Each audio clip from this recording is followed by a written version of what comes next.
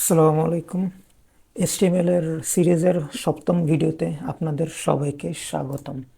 তো আজকে আমরা দেখব এইচটিএমএল এর মাধ্যমে কিভাবে লিস্ট ডিফাইন করা যায়। তো আমাদের মনে থাকার কথা যে আমাদের বাবা মা বাজারে যাওয়ার সময় আমাদেরকে বিভিন্ন ধরনের পণ্য লিখে পাঠাতো। অনেক সময় সেগুলো 1 2 3 দিয়ে ডিফাইন করা থাকতো বা স্টার মার্ক বা অন্য কিছু দিয়ে ডিফাইন করা থাকতো।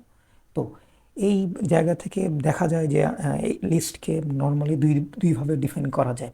একটা হলো যে অর্ডার লিস্ট, যেটা 1 2 3 দিয়ে, আর একটা আনঅর্ডার লিস্ট, যেটা আসলে স্টার মার্ক বা অন্য কোনো চিহ্ন দিয়ে ডিফাইন করা থাকে।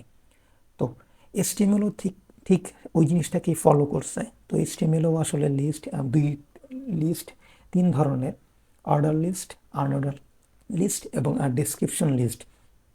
সচরাচর আমরা ডেসক্রিপশন লিস্ট তেমন ব্যবহার করব না। সচরাচর আমরা অর্ডার লিস্ট এবং আনঅর্ডার লিস্টই ব্যবহার করব, কিন্তু আমরা দেখানোর পারপসে তিনটেই দেখাবো। তো প্রথমে আমরা চলে যাব আসলে অর্ডার লিস্টের ক্ষেত্রে। তো অর্ডার লিস্টকে ডিফাইন করার ক্ষেত্রে আসলে ট্যাগটা কি, অর্ডারের ও এবং লিস্টের এল, এটা দিয়ে ডিফাইন করা হয় অর্ডার লিস্ট। এবং আনঅর্ডার লিস্টের ক্ষেত্রেও ঠিক সেম, আনঅর্ডারের ইউ এবং লিস্টের এল, এটা মিল আনঅর্ডার লিস্ট। এবং ডেসক্রিপশন ডিটেলস, যেটা ওই লিস্টের নাম, ওটা আসলে ডিডি দিয়ে ডিফাইন করা হয়। এইগুলো আমার লিস্ট। তো এখনও আমার আসলে আউটপুটে কিছু আসবে না, কারণ আমরা আসলে লিস্টের ভিতরে কোনো কিছু ডিফাইন করিনি। তো আমরা যদি এখন লিস্টের ভিতরে কিছু ডিফাইন করি, APPLE আমরা ডিফাইন করলাম অ্যাপল দেখাচ্ছে, কিন্তু আমার HTML এর যে স্ট্রাকচার অনুযায়ী আসলে এটা মেনটেন করে না।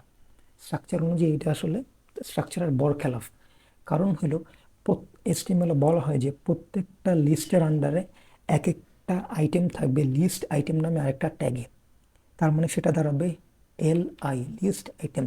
এই ট্যাগের মধ্যে যদি আমরা এখন অ্যাপেলকে ডিফাইন করি, এখন আমরা আসলে আরও ক্লিয়ার বুঝতে পারবো। যেহেতু এটা অর্ডার লিস্ট, তার মানে অলরেডি একটা ওয়ান অ্যাসাইন করে দিয়েছে, এবং এই ওয়ানটা এসেছে একমাত্র লিস্ট আইটেম এই ট্যাগটার কারণে। আমরা যদি এখন এটাকে আরও যদি আমরা পেস্ট করি, আমরা দেখবো 1 2 3 এভাবে করে আমার লিস্টটাকে ডিফাইন হয়েছে, এবং দ্যাটস এ গুড সাইন। এবং আমরা যখন ওএল বা আমরা যখন ইউএল বা আনঅর্ডার লিস্টেও কাজ করব, এটা আসলে সেম, এটাও আসলে লিস্ট আইটেম নিবে। এবং আমরা এখানে আসলে অ্যাপল দিব না, আমরা এখানে কি দিতে পারি, আমার একটা প্রিয় খাবার কি দিতে পারে, ক্যাডবেরি, যদিও আমি ওকে হোয়াট এভার এলস। এবং আমরা দেখতেছি আনঅর্ডার লিস্ট হওয়াতে এখানে কিন্তু 1 2 3 নেই, এখানে অন্য একটা চিহ্ন দিয়ে ডিফাইন করা হয়েছে। এবং আমরা যখন সিএসএস শিখবো তখন আমরা চাইলে এগুলো ডিজাইন করতে পারবো, বাট আমাদের আপাতত ডিজাইনের যাওয়ার দরকার নেই। তো এভাবে আসলে কাজ করে আমাদের HTML লিস্ট। তো আমরা আসলে দেখতে পাচ্ছি যে যখন অর্ডার লিস্ট হইতেছে তখন আসলে 1 2 3 4 করে আসতেছে, যখন আনঅর্ডার লিস্ট আসতেছে তখন আসলে কোনো কিছু ডিফাইন হচ্ছে না, একটা চিহ্ন দিয়ে আসতেছে। তো আমাদের রিয়েল লাইফের সাথে জিনিসগুলো আসলে এভাবে কাজ করতেছে। কোডিং বলি, প্রোগ্রামিং বলি, এগুলো আসলে রিয়েল লাইফের বাইরে কিছুই না, রিয়েল লাইফ থেকে সংগৃহীত একটা জিনিস। তো আমরা তো দুই ধরনের লিস্ট দেখলাম, এবার চলে আসবো ডেসক্রিপশন লিস্টে বা ডেসক্রিপশন ডিটেলস লিস্টের। তো ডেসক্রিপশন ডিটেলসে আসলে লিস্ট আইটেম বলতে কোনো কিছু নাই। ডেসক্রিপশন ডিটেলস যেহেতু এটা সচরাচর ব্যবহার হয় না, আমরা সচরাচর এটা দেখি না, তো এটা একটু অন্যভাবে ডিফাইন করে। এটা এভাবে ডিফাইন করে যে ডেসক্রিপশন টাইটেল, এটার একটা ট্যাগ। তার মানে আমার ডেসক্রিপশন যে লিস্ট, ওটা একটা টাইটেল থাকবে, সেটাকে ডিফাইন করা হয় ডিটি ট্যাগ দিয়ে, ডেসক্রিপশন টাইটেল। তো আমরা এখানে যে কোনো একটা টাইটেল লিখতে পারি। তো আমরা টাইটেল লিখলাম Google what ever it else দিয়ে আমরা সেভ করলে দেখতে পারবো যে না, আমাদের গুগল চলে আসছে। দেন আমরা এটা আমরা টাইটেল দেখলাম, কিন্তু এর ভিতরে যদি কোনো আমরা আইটেম দেখতে যাই, তাহলে আমরা দিব ডিডি। এখানে আমরা একটা বড় জিনিস, গুগল লিস্ট বড় জিনিস মিস করে ফেলেছি। সেটা হলো যে ডেসক্রিপশন লিস্টের ট্যাগ আসলে ডিডি নয়, ডিএল। ডেসক্রিপশনের ডি এবং লিস্টের এল। এটা আমার একটু আসলে মিসকনসেপশন ছিল, আমি ভুলটা ধরতে পারছি। ডেসক্রিপশন লিস্টের আইটেম ছিল ডিএল। ডিএল দিয়ে ডেসক্রিপশন লিস্টকে ডিফাইন করা হয়।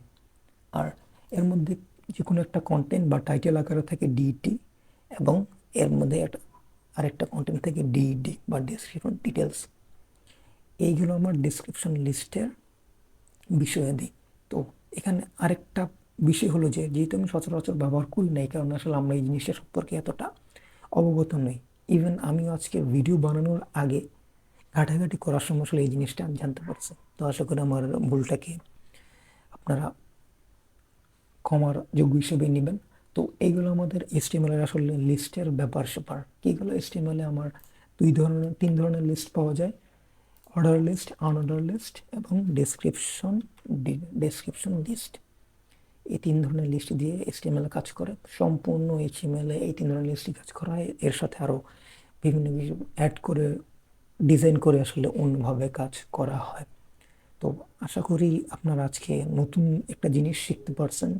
আর হ্যাঁ, আরেকটা বিষয়, আমরা কিন্তু লিস্ট শেষ করার মাধ্যমে আমাদের এই যে HTML এর পর্ব ছিল, এটার আমরা বেসিক HTML এর ট্যাগগুলো সবগুলো শেষ করতে পেরেছি। তারপর থেকে আমাদের অন্য জিনিসপত্র শুরু হবে। তো আমি আরও কিছু ডিটেলস এবং অনেক রিসোর্স ঘাটাঘাটি করে দেখলাম যে HTML এর সিমান্টিক এবং ফর্ম, এই জিনিসগুলো একটু অ্যাডভান্স এলিমেন্ট। এই জিনিসগুলোর আগে আসলে আমার HTML এর টেবিলটা দেখানো খুবই গুরুত্বপূর্ণ। HTML এর টেবিলের পরে আসলে বাকি জিনিসগুলো থাকে। তো সেজন্য আমি আসলে HTML টেবিলগুলো আসলে আগে দেখাবো। সরি ফর দ্যাট, আমরা আসলে HTML টেবিলটাকে উপরে নিয়ে যাই, তারপরে আসলে সিমান্টিক, তারপরে আবার দেখাবো HTML ফর্মের পরে আসলে আমরা সিমান্টিক ট্যাগে যাব, কারণ সিমান্টিক ট্যাগ থেকে আমার বেসিক এই ট্যাগগুলো খুবই গুরুত্বপূর্ণ। তারপর আমার সিমান্টিক দেখাইতে আসলে খুব বেশি সময় লাগবে না। তো আমরা কঠিন জিনিসগুলো আগে দেখে ফেলবো। এবং আমি আরেকটা চিন্তা করেছি, সেটা হলো যে আমরা যেহেতু প্রজেক্টস করব, ভাবছিলাম যে HTML সিমান্টিক ট্যাগ দেখানোর পরে আমি সেটাকে উপরে এনে আমরা HTML টেবিলের পরে একটা প্রজেক্টস তৈরি করব। তো আমরা প্রজেক্টস করব, আমরা নর্মালি যেসব সিভিগুলোকে ডিজাইন করি ডক ফাইলে, আমরা দেখব যে আমাদের HTML এর মধ্যে আমরা ওই ধরনের ডিজাইন কতটুকু করতে পারি আমাদের বেসিক HTML ট্যাগ দিয়ে।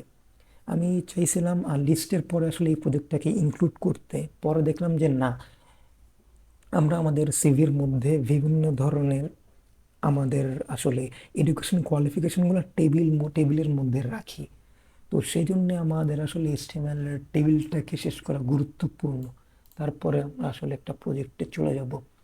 তো তারপরে আমরা আসলে বাকি জিনিসগুলো দেখে আমরা আরও কিছু প্রজেক্ট দেখবো, এবং এর মাধ্যমে আমাদের আসলে HTML আস্তে আস্তে শেষের দিকে চলে যাচ্ছে।